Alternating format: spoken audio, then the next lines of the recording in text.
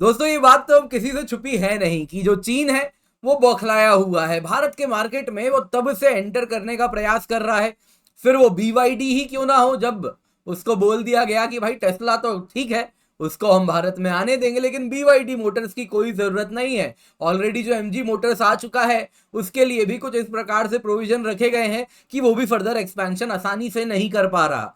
वैसे ही Xiaomi Vivo के साथ क्या हुआ आप सभी को मालूम है। इन शॉर्ट चाइना पूर्ण रूप से बौखला गया है जब उसे इंडियन मार्केट नहीं मिला है, और अब दोस्तों वो डब्ल्यूटीओ के माध्यम से एक प्रपंच रच रहा है और इस प्रकार से भारत और अन्य मार्केट्स में भी एंट्री के लिए एक बैकडोर बना रहा है।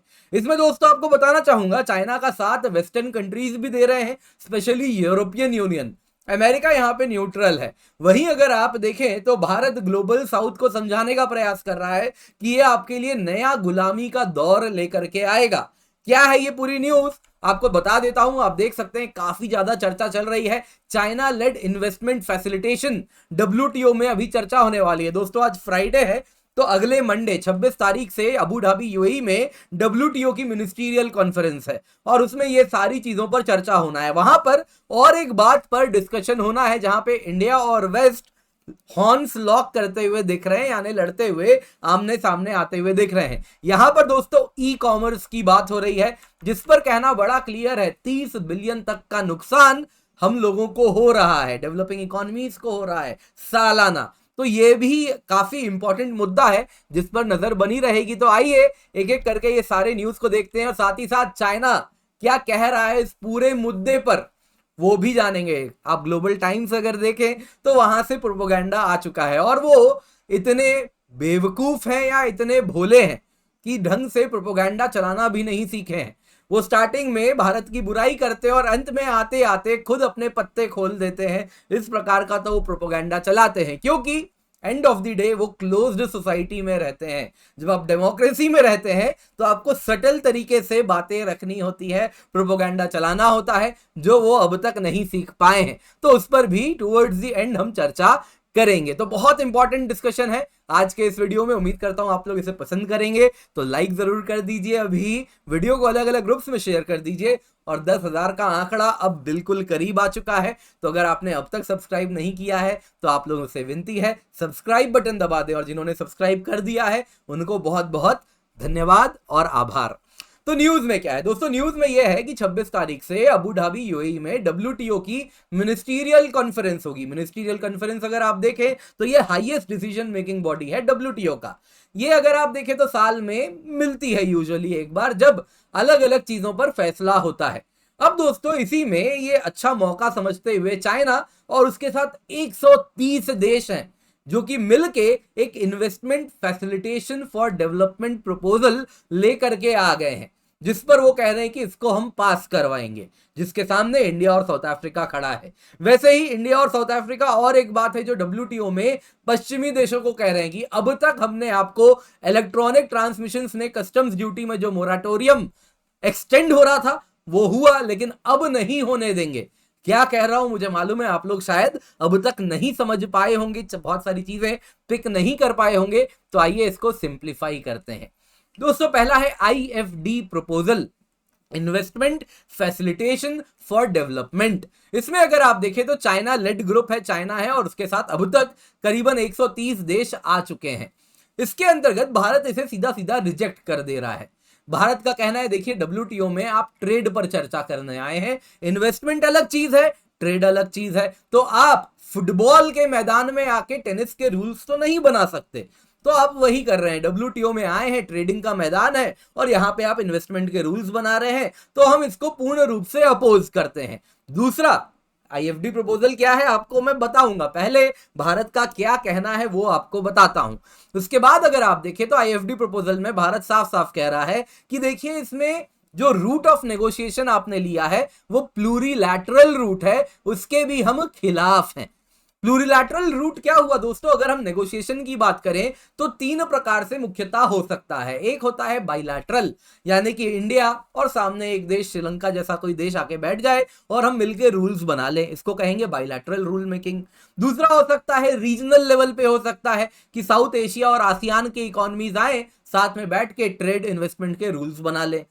फिर अलग प्रकार हो सकता है दोस्तों मल्टीलैटरल, जैसे डब्ल्यूटीओ में होता है कि सारे डब्ल्यूटीओ के मेंबर्स आकर के बैठेंगे और रूल बनाएंगे। जैसे हमने गुड्स में कैसे ट्रेड करे उसके लिए general agreement on tariffs and trade बनाया, डब्ल्यूटीओ के सारे मेंबर्स ने अपना अपना अप्रूवल दिया, तब जाके वो रूल बना। वैसे ही सर्विसेज के ट्रेड के लिए गैट्स है, वैसे ही इंटेलेक्चुअल प्रॉपर्टी के प्रोटेक्शन के लिए ट्रिप्स है, और ये हो गया दोस्तों मल्टीलैटरल रूट। इसके सिवा एक होता है प्लूरीलैटरल रूट जो डब्ल्यूटीओ में एनेक्सर 4 के अंदर आता है।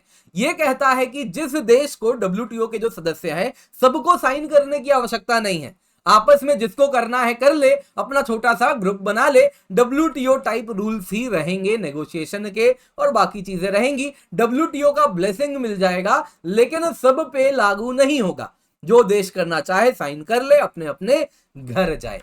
अब दोस्तों पूरा मुद्दा क्या है दोस्तों, अगर आप ये आईएफडी प्रपोजल देखें तो ये कह रहा है कि इन्वेस्टमेंट जब किसी देश में जा रहा है तो उसके लिए कुछ रूल्स बनाए जाएं।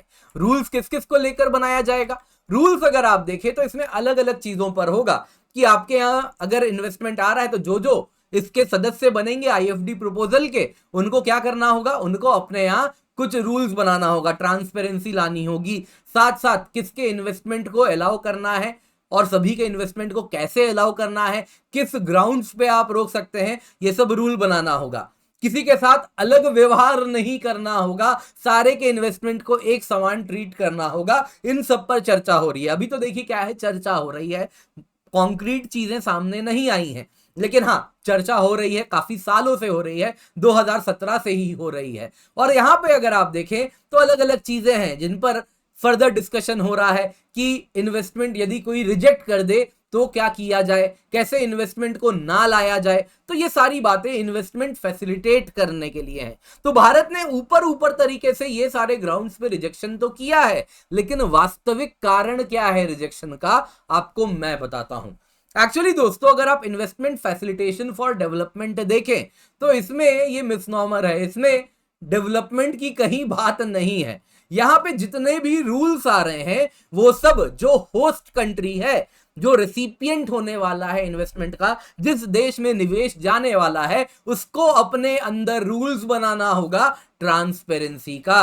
अब जाहिर सी बात है भारत जैसी इकोनॉमीज और बाकी डेवलपिंग इकोनॉमीज हैं वही मुख्यतः इस प्रकार के इन्वेस्टमेंट को सीख करती हैं, लाना चाहती हैं, तो उनको ट्रांसपेरेंसी लानी होगी। किस प्रकार से रूल्स जो है वो सब क्लियर करना होगा। दूसरा इसमें सबसे बड़ा कंसर्न भारत के लिए है मोस्ट फेवर्ड नेशन का प्रोविजन। डब्ल्यूटीओ में दोस्तों मोस्ट फेवर्ड नेशन स्टेटस होता है, वो वही वाला प्रोविजन यहां भी इन्वेस्टमेंट के संदर्भ में आ रहा है। क्या मतलब हुआ दोस्तों, एमएफएन का मतलब होता है कि आपने जैसे डब्ल्यूटीओ की बात करते हैं, जो जो डब्ल्यूटीओ के सदस्य हैं वो सभी एक कंट्री को जो ट्रेड में अगर किसी के लिए इतना मिनिमल स्टैंडर्ड्स रखा है कि ट्रेड ड्यूटी इतनी लगनी है तो ये आप सभी के लिए लगाएंगे, किसी के साथ अलग प्रकार का व्यवहार नहीं कर सकते। नेगेटिव में, पॉजिटिव में आप चाहे तो किसी के लिए स्पेशल मेजर बना सकते हैं कि हाँ तुम्हारे ट्रेड को हम और कम ड्यूटी लगाएंगे, लेकिन मान लो हमने कह दिया कि डब्ल्यूटीओ के अंतर्गत ये माउस है और इस माउस के इंपोर्ट पे 18% इंपोर्ट ड्यूटी लगेगा, तो हर देश के लिए 18% लगेगा। ऐसा नहीं कर सकते किसी देश को बोल दे कि तुम्हारे लिए 25% लग जाएगा, नहीं, 18 तो लगाना ही पड़ेगा। चाहो तो किसी को कम कर दो, लेकिन मोस्ट फेवर्ड नेशन है तो वो मिनिमम रेट सब पर लागू होगा। ये होता है एमएफएन प्रोविजन। जब ये इन्वेस्टमेंट में आएगा मतलब कि आप किसी देश के इन्वेस्टमेंट के साथ अलग व्यवहार नहीं कर सकते, नहीं बोल सकते आप जैसा हमने चाइना के साथ किया है कि तुम्हारे इन्वेस्टमेंट को नहीं आने देंगे, है ना। ऑलरेडी एमजी मोटर्स एक्सपैंड करना चाहता है, उसको प्रोब कर रहे हैं, चाइना से आने वाले इन्वेस्टमेंट को रोक रहे हैं। वीवो, ओप्पो, शाओमी हजारों करोड़ का टैक्स इवेड कर रहे हैं, हमको पता चला है, फर्दर इन्वेस्टमेंट रोक रहे हैं। तो इस प्रकार का अलग व्यवहार आप चाइना के साथ नहीं कर सकते। चाइना के साथ भी हम स्टार्टिंग में नहीं करते थे, पूरी कहानी शुरू होती है कोविड काल में। कोविड आता है, लॉकडाउन लगता है, स्टॉक मार्केट गिरता है, 2 हफ्ते बाद एचडीएफसी बैंक अपना फाइल करता है कि भैया हमारा 1% शेयर चाइना का सेंट्रल बैंक उठा के ले गया। हम देखते रह गए। और उसके बाद तुरंत का तुरंत एक रूल बनता है कि वो सारे देश जिसके साथ इंडिया बॉर्डर शेयर कर रहा है वो डायरेक्ट ऑटोमेटिक रूट में भारत में कंपनीज में इन्वेस्ट नहीं कर सकते। और इस तरीके से हम चाइना को भारत से भगाते हैं। जब वो इस प्रकार से बॉटम ट्रॉलिंग करने आता है, जब कोविड के दौरान मार्केट गिरती है, तब इस प्रकार के इंपॉर्टेंट सिस्टमिकली इंपॉर्टेंट बैंक्स जो भारत की इकोनॉमी को कंट्रोल करता है उसको वो कब्जा करने आता है। तो इस प्रकार से कहीं ना कहीं चाइना से हम अपनी इकोनॉमी को इंसुलेट करते हैं और चाइना कहीं ना कहीं इंडियन इकोनॉमी में इन्वेस्ट ना करके वो अपॉर्चुनिटी मिस कर रहा है और वो ना कर पाए इसलिए इस प्रकार की चीजों के ला रहा है। इसी में अगर आप देखें तो investment related dispute settlement mechanism भी है।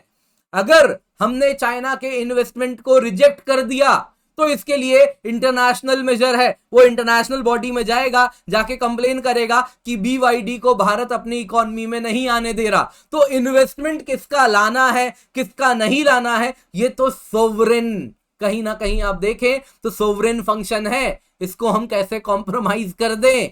ईस्ट इंडिया कंपनी थोड़ी चल रही है कि घुस जाएगी जबरदस्ती ट्रेड करवाएगी। तो ये उस तरफ हम जा रहे हैं और यही हम कहीं ना कहीं रोक रहे हैं। तो दोस्तों ये तो आप समझ गए। तो इसमें अगर आप देखें तो जितनी भी डेवलप्ड इकोनॉमीज हैं with the exception of US, Japan हो गया, साउथ कोरिया हो गया, ऑस्ट्रेलिया, न्यूजीलैंड, पूरा यूरोप, रशिया और चाइना की अगुवाई है, वो ये सब कह रहे हैं कि हम तो ये प्रपोजल लेकर के आएंगे। अमेरिका कह रहा है भाई जिसको लाना है लाओ, मैं तो नहीं कर रहा साइन, तुमको आपस में करना है तो कर लो। इंडिया साउथ अफ्रीका बिल्कुल उस कोने में है, वो कह रहे हैं ना तो किसी को साइन करने देंगे ना डब्ल्यूटीओ में चर्चा होने देंगे, करना है चर्चा अपना अलग ग्रुप बनाओ, डब्ल्यूटीओ में ये सब चर्चा नहीं चलेगी, वो ट्रेड के लिए करो तुम। जो एनेक्सर 4 है जो कहता है कि आप प्लूरीलैटरल अग्रीमेंट्स कर सकते हैं, वो ट्रेड के सिलसिले में कर सकते हैं, सर्विसेज में नहीं कर सकते। तो ये डब्ल्यूटीओ में अगर चर्चा होगी तो ये कहीं ना कहीं डब्ल्यूटीओ के रूल्स का उल्लंघन है। फुटबॉल के मैदान में टेनिस पर चर्चा होगी तो ये नहीं होने देगा। तो ये अब तक का पूरा अगर आप देखें तो इसकी कहानी है। दूसरा और एक मुद्दा है ई ट्रांसमिशन का। अब ई ट्रांसमिशन अगर आप देखें तो क्या है। अब दोस्तों आज से 20 साल पहले आप अगर देखिए तो अगर मुझे विदेशी किताब खरीदना होता था तो मैं मंगवाता था, विदेश से किताब आता था, उस पे इंपोर्ट ड्यूटी लगती थी और फिर मेरे पास जेब में आता था, सरकार पैसा कमाती थी।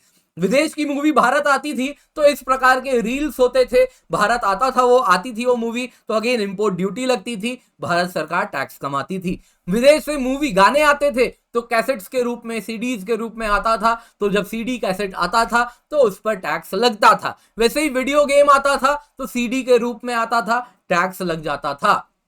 अब क्या हो गया है दोस्तों, अब चीजें बदल गई हैं। ये सारी चीजें डिजिटल रूप से ट्रांसफर हो रही है इंटरनेट के माध्यम से, ई बुक आ जा रहा है, कोई टैक्स नहीं लग रहा, मूवीज अमेजन प्राइम, नेटफ्लिक्स वगैरह लगा रहे हैं, कोई टैक्स नहीं लग रहा, फ्री स्ट्रीमिंग हो रही है, डिजिटली बिना टैक्स फ्री स्ट्रीमिंग हो रही है। म्यूजिक वैसे ही बिना टैक्स के स्ट्रीम हो रहा है। वैसे ही आप अगर देखें तो वीडियो गेम्स भी ऐसे ही आ रहे हैं, सॉफ्टवेयर भी इंटरनेट के माध्यम से आ रहे हैं। ये सब डिजिटल सर्विसेज हैं जो ई ट्रांसमिशन के रूप में आ रहे हैं। अब डब्ल्यूटीओ ने 1998 में एक रूल बनाया, क्या कहा, जिसके अंतर्गत कहा कि इस प्रकार के डिजिटल सर्विसेज में कस्टम ड्यूटी कुछ दिन तक 0 लगेगी। 1998 में अच्छी बात थी, कुछ दिन तक ये होना था। अगली मीटिंग जब हुई तो वापस कहा कि ये जो 0 ड्यूटी लग रही है इसको एक्सटेंड कर देते हैं और 2 साल के लिए, और फिर 2 साल बदला और 2 साल। दोस्तों अगर आप देखें तो 2024 हो गया, 1998 से ये चलता आ रहा है, अब तक हर बार इसको एक्सटेंशन मिलता जा रहा है। इसी को क्या कहते हैं, मोरेटोरियम ऑन कस्टम्स ड्यूटी। जो कस्टम्स ड्यूटी लगना है वाजिब तरीके पे उसमें मोरेटोरियम यानी 0 लगवा दो, कुछ दिन के लिए हॉल्ट लगवा दो। तो इस बार भारत और साउथ अफ्रीका ने मिलकर फैसला ले लिया है कि देखिए भैया, जून 2022 में लास्ट हमने मोरेटोरियम यानी 0% पे कस्टम्स ड्यूटी लगवाया था और आप अगर देखें तो आपको 18 महीने का एक्सटेंशन मिला था, लेकिन अब ये एक्सटेंशन नहीं देंगे। 2024 में मिनिस्ट्रियल कॉन्फ्रेंस हो रही है, उसमें हम साफ साफ कह रहे हैं कि अब आपको 0 कस्टम्स ड्यूटी वाला मामला खत्म करेंगे, मोरेटोरियम और एक्सटेंड नहीं करेंगे। अब आपको डिजिटल सर्विसेज पे भी कस्टम्स ड्यूटी देना होगा। भारत का कंसर्न बड़ा सिंपल है, ये जो 5 बिग टेक जाइंट कंपनीज हैं उनको बहुत ज्यादा प्रॉफिट मिल रहा है, वही सारा डिजिटल सर्विस मेंटेन कर रही है, मैनेज कर रही है। कौन हो गया? फांग हो गया, फेसबुक, अमेजन, एप्पल, वैसे ही नेटफ्लिक्स, गूगल। ये 5 सबसे बड़े बड़े कंपनीज हैं जो ये पूरा का पूरा, और एक अमेजन भी डाल दीजिए, ये पूरा का पूरा अगर आप देखें तो संचालित कर रहे हैं जितना भी डिजिटल सर्विसेज है। इनके सुपर प्रॉफिट्स हो रहे हैं, एंटी कॉम्पिटिटिव प्रैक्टिसेस रखते हैं, हाई मार्केट कैपिटलाइजेशन है, नए एंट्रेंट्स को आने नहीं देते हैं। इनका पॉलिसी मेकिंग में जबरदस्त फाइनेंशियल क्लाउड है कि इनकी पैरवी बड़े बड़े डेवलप्ड इकोनॉमीज, ट्रूडो जैसे लोग आके करते हैं। दोस्तों ये तो इनकम टैक्स भी नहीं देते। नेटफ्लिक्स अब तक भारत में इनकम टैक्स नहीं दी, 2023 में जाके इसको हमने नोटिस दिया कि 50 करोड़ ना कितना करोड़ तुमको इनकम टैक्स देना होगा। वो कहता है कि जी हम तो यूएस में बैठे हैं, इंडिया में क्या टैक्स दें। फिर इंडिया बोलती भैया इंडिया का पर्सन अगर तुम्हारा स्ट्रीमिंग सर्विस ले रहा है तो इंडिया से तुम पैसा कमा रहे हो तो टैक्स तो भैया भरना पड़ेगा। तो अब यहां पे देखिए दोस्तों, UN conference on trade and development और साउथ सेंटर थिंक टैंक है, इनकी स्टडी हुई है जिसके अनुसार 95 डेवलपिंग कंट्रीज में से 86 नेट इंपोर्टर हैं डिजिटल प्रोडक्ट्स के। 2017 से 2020 के बीच में 50 बिलियन का जो टैक्स आ सकता था वो नहीं आ पाया इन डेवलपिंग कंट्रीज को, और ये केवल और केवल 49 डिजिटल प्रोडक्ट्स में टैक्स की बात हो रही है। नंबर ऑफ डिजिटल प्रोडक्ट्स तो बहुत बड़े हैं। 2025 यानी कि अगले साल तक सालाना डेवलपिंग इकोनॉमीज को $30 बिलियन का पर ईयर लॉस होगा इस प्रकार के टैक्स से। दोस्तों फ्यूचर सोचिए, फ्यूचर में मैन्युफैक्चरिंग जब 3D प्रिंटिंग के माध्यम से होगी तो वो 3D प्रिंटिंग को चलाने के लिए भी सॉफ्टवेयर होगा, अलग अलग सामान का अलग अलग सॉफ्टवेयर होगा। वो सॉफ्टवेयर 3D प्रिंटर डाउनलोड करेगा, उसके लिए कुछ फीस देगा, लेकिन वो सॉफ्टवेयर जब वो डाउनलोड करके फीस भर के ला रहा है उसमें भी टैक्स नहीं लगेगा। तो मैन्युफैक्चरिंग इकोनॉमी भी जब डिजिटली कनेक्टेड होगी तो उससे भी कहीं ना कहीं टैक्स की चोरी इसी प्रकार से शुरू हो जाएगी। तो इसी को ध्यान में रखते हुए इंडिया कह रहा है कि अब ये मोरेटोरियम बंद करना होगा। अब दोस्तों जरा चाइना से रिएक्शन ले लेते हैं, चाइना का प्रोपेगेंडा कैसा चलता है जरा देखिए। तो चाइना ने कहा इंडिया क्यों अपोज कर रहा है चाइना के investment facilitation for development proposal को। ये कह रहे हैं इतना अच्छा प्रपोजल है, इतना ट्रिलियन इकोनॉमी डॉलर को फायदा होगा, ये सारी चीजें होंगी, दुनिया सस्टेनेबल डेवलपमेंट की ओर अग्रसर होगा, और ये सारी बातें करता है। फिर कहता है कि ये तो सीनोफोबिया है। सीनोफोबिया क्या हो गया? चाइना से डर, रॉन्गफुल फियर ऑफ चाइना, जबरदस्ती चाइना से डरा रहा है भारत दुनिया को। ये न्यू दिल्ली के द्वारा एक फ्रेश अटेम्प्ट है जिसके द्वारा वो जो ग्लोबल इन्फ्लुएंस चाइना की बढ़ रही है उसको रोकना चाह रहा है। इंडिया को लगता है चाइना उसका कॉम्पिटिटर है। डेवलपिंग वर्ल्ड के स्पोक्स पर्सन बनने के लिए वो सोचता है सिर्फ इंडिया ये करेगा और चाइना उसका कॉम्पिटिटर है, तो चाइना को नीचे दिखाया जाए, उसके आईएफडी प्रपोजल को पास ना होने दिया जाए, इसीलिए इंडिया ब्लॉकेड कर रहा है। इसके सिवा वहां से वो एक थिंक टैंक से एक व्यक्ति को लेके आता है, रिसर्चर आते हैं, वो कह देते हैं सारी बातें साफ की साफ। ब्लॉकेड इसलिए हो रहा है ना क्योंकि इंडिया में एक डर है। आप देखिए ना पिछले कुछ दिनों में किस प्रकार से इंडिया ने फॉरेन इन्वेस्टमेंट को रोका है, और आपने देखा होगा किस प्रकार से चाइनीज टेक कंपनी जैसे शाओमी, जैसे वीवो, इन सब के खिलाफ गवर्नमेंट ने टारगेट किया है और इस प्रकार से फॉरेन इन्वेस्टमेंट्स को रोक दे रहा है। तो वो ना कर सके फ्यूचर में चाइना, इस प्रकार से इसको फर्दर वो नहीं कंट्रोल कर पाएगा, इसीलिए आईएफडी प्रपोजल को वो ब्लॉक कर रहा है। तो भाई ये तो हम जानते हैं, तभी तो हम ब्लॉक कर रहे हैं, तो तुम भी ये बात जानते हो और यही बात हमको बता रहे हो, तो कहीं ना कहीं तुम हमारे जो जेन्युइन कंसर्न्स हैं, डाउट्स हैं, उनको तुम सच सच बता दे रहे हो कि यही कारण है तुम्हारे इस प्रपोजल को लाने का और भारत के अपोज करने का। तो कहीं ना कहीं अब तो हमको प्रमाण मिल गया कि क्यों तुम ये ला रहे हो और तुम किस प्रकार से इंडियन मार्केट में जबरदस्ती घुसना चाह रहे हो, जब तुम नहीं चाहते कि तुम आओ हमारे यहाँ। तो दोस्तों ये कहानी चाइना से आ रही है। इस प्रकार से तो वो प्रोपोगेंडा चलाते हैं, जो सटल तरीके से प्रोपोगेंडा चलाना है तो उनको जरा स्टडी करनी चाहिए यूएस डीप स्टेट पर। देखो कैसे प्रोपोगेंडा गेम चलता है। दोस्तों उम्मीद करता हूं वीडियो आपको पसंद आई होगी, काफी ज्ञानवर्धक लगी होगी। आने वाले दिनों में इस पर और भी चर्चा होगी क्योंकि 26 तारीख को तो सप्ताह बस शुरू हो रहा है, अभी बहुत कुछ डब्ल्यूटीओ में होना है।